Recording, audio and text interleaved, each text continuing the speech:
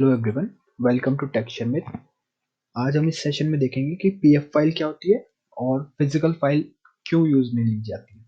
So first of all मैं ये clear करना चाहूंगा कि पीएफ और फिजिकल फाइल दोनों एक ही चीज है। फिजिकल फाइल को ही शॉर्ट फॉर्म में पीएफ कहा जाता है। सो AS400 में हम किसी भी डेटाबेस फाइल को अगर स्टोर कर डेटाबेस फाइल क्रिएट करना चाहते हैं तो उसी फाइल को हम फिजिकल फाइल कहते हैं। डेटाबेस फाइल क्या होता है, किसी भी डेटा को स्टोर करने के लिए यूज में लिया जाता है। सो ये आप एक एग्जांपल देख सकते हैं जिसमें हमने एम्प्लॉयज का डेटा स्टोर किया हुआ है।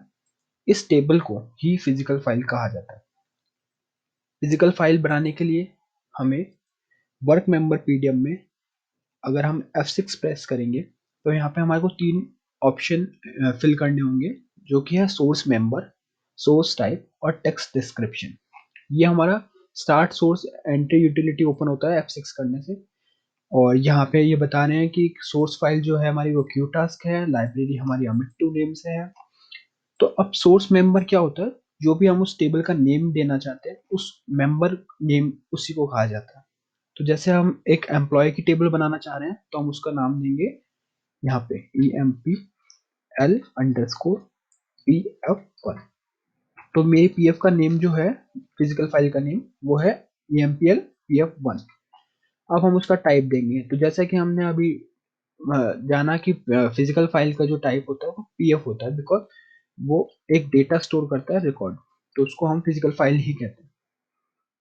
थर्ड जो फील्ड है वो है text description field. Text description field mainly होती है कि हम उस पीएफ को कोई भी डिस्क्रिप्शन देना चाहें तो वो यहाँ लिख सकते हैं। बट ये मैंडेटरी नहीं है, फिर भी बेटर अंडरस्टैंडिंग के लिए हम यहाँ पे कुछ भी ऐसा नोटिफिकेशन देते हैं जिससे हमारे को बाद में डिस्क्रिप्शन पता चले कि ये पीएफ हमने किस लिए क्रिएट किया था।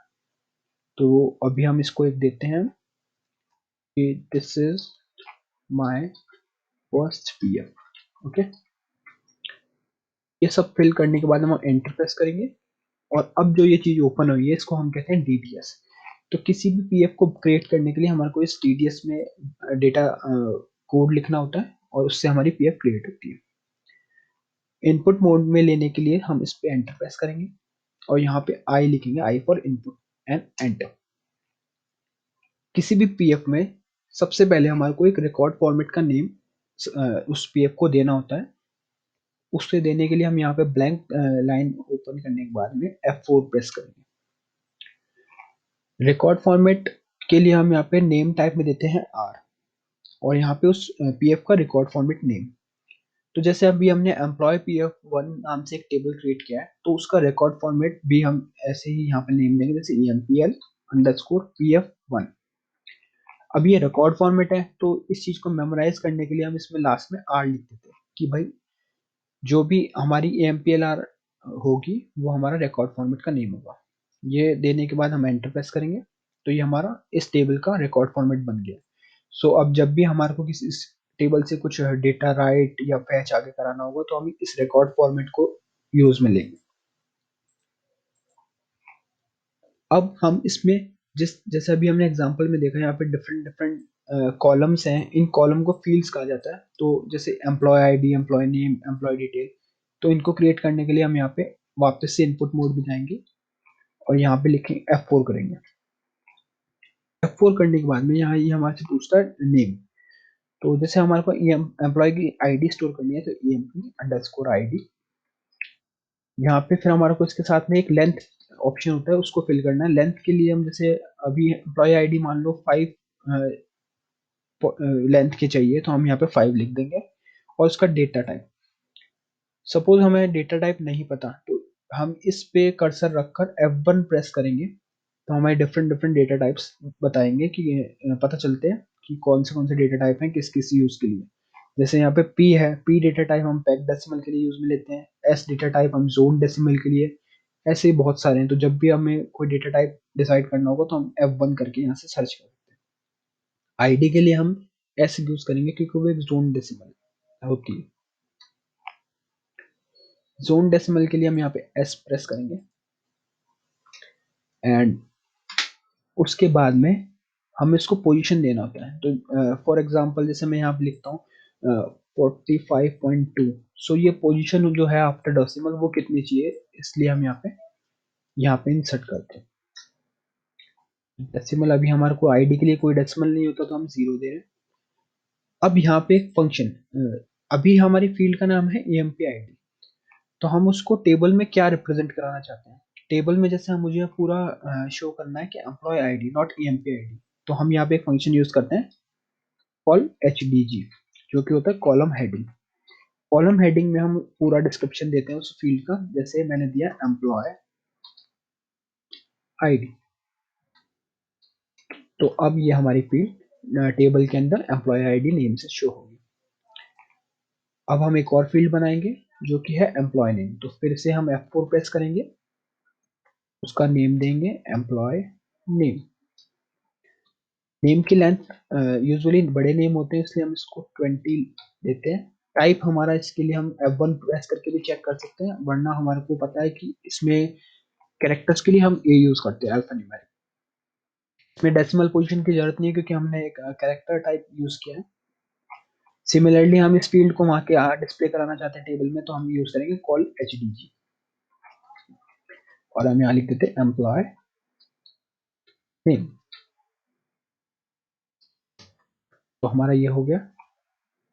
अब हम एक फील्ड और क्रिएट करते हैं जो कि है एम्प्लॉय सिटी, या हम सिटी नेम से एक फील्ड करते हैं सिटी। F4 करके भी हम इसको यूज में ले सकते हैं। अब ये हाईलाइटेड इसलिए हुआ क्योंकि हमने इसको लेंथ नहीं दिया था, तो जैसे ही हम इसको लेंथ देंगे सिटी को, सपोज हमने 20 दिया, टाइप इसका भी A होगा, और इसको हम कॉल हेडिंग देंगे जो कि है सिटी। तो ये हमने क्रिएट कर दिया। इसके अलावा पीएफ में एक तो हमारा हो गया रिकॉर्ड फॉर्मेट जो इंपॉर्टेंट रहता है, उसके बाद में हमने हमारी सारी फील्ड्स डिफाइन की है। अब इस टेबल को फैच करने के लिए और इसमें डेटा इंसर्ट करने के लिए हमें की रिक्वायरमेंट होगी, जिससे भी हम, जैसे हमारे को किसी एम्प्लॉय का डेटा निकालना है तो हम उसकी आईडी से निकालते हैं या उसके नेम से, इस तरह से। तो इसीलिए हम एक की डिफाइन करेंगे वापस से इनपुट मोड में जाके। की डिफाइन करने के लिए हम इस नेम टाइप में एक के कीवर्ड यूज करेंगे, और यहाँ पे इन सभी फील्ड्स में से किसको हमारे को आईडी की बनाना है वो हम यहाँ मेंशन करेंगे। तो अभी हम अपने टेबल में बनाएंगे एम्प्लॉय आईडी को की। तो ये अब की बन चुकी है हमारी इस टेबल के लिए। सो हमने मेनली एक टेबल का पूरा फॉर्मेट तैयार कर दिया है। अब हम इसको सेव करने के लिए हम यहाँ पे सेव कमांड यूज कर सकते हैं, एंड सेव एंड एग्जिट के लिए फाइल, तो हम जैसे हमारे को सेव करके एग्जिट करना है फाइल को, तो हम यहाँ फाइल लिखेंगे और एंटर प्रेस करेंगे। तो आप देख सकते हैं यहाँ पे हमारी पीएफ बन चुकी है एमपीएल pf1 नेम से। इसको कंपाइल करने के लिए हम यहाँ 14 करके एंटर प्रेस करेंगे, तो यहाँ पे यस करके, क्योंकि ये मेरी पहले से बनी हुई थी इसलिए वो ऑब्जेक्ट पहले से क्रिएटेड शो कर रहा है। तो अब हमारी फाइल क्रिएट हो चुकी है। अब हमारे को ये चेक करना है कि हमारी फाइल क्रिएट नहीं हुई या हुई है, तो उसके लिए हम रन क्वेरी कमांड है, रन क्वेरी ब्रैकेट, एंड यहाँ पे हम लाइब्रेरी का नाम देंगे और उस पीएफ का नाम देंगे। तो हमारी पीएफ का नाम है emp_pf1। जैसे ही हम इसको एंटर प्रेस करेंगे हमारे को हमारी टेबल का स्ट्रक्चर शो होगा। एक सेकेंड, हमारी टेबल का नाम था empl, यहाँ पे दूसरी टेबल ओपन हो गई थी। तो जैसे अभी हमने जो क्रिएट किया उसका नाम था empl_pf1, तो हमने इसको एंटर प्रेस किया तो ये हमारी टेबल आ गई है। इस टेबल में हमने एम्प्लॉय आईडी शो की थी, एम्प्लॉय नेम बनाया था एंड सिटी बनाया था। अब हम देखेंगे कि इस पीएफ में डेटा कैसे इंसर्ट किया जाता है। डेटा इंसर्ट करने के लिए हम यहाँ पे एक कमांड यूज करते हैं updbta।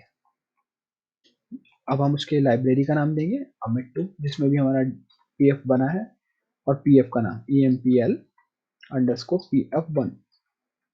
एंटर प्रेस करने के बाद में ये हमारे से पूछता है कि डेटा फिल करने के लिए रिक्वायर क्या क्या डेटा हमें फिल करना है। तो जैसे हमारे को सपोज एम्प्लॉय आईडी डालनी है 1 और उसका नेम डालना है, फॉर एग्जांपल हम लेते हैं अमित शर्मा, सिटी हम दे देते हैं उसको जयपुर, और एंटर प्रेस करेंगे तो ये डेटा स्टोर हो गया। सिमिलरली हम और भी नाम कर सकते हैं, जैसे राहुल कुमार जोधपुर। तो इस तरह से अब हम विदाउट क्वेरी भी यहाँ पे यूज कर सकते हैं। 03 हम यहाँ पे देते हैं राकेश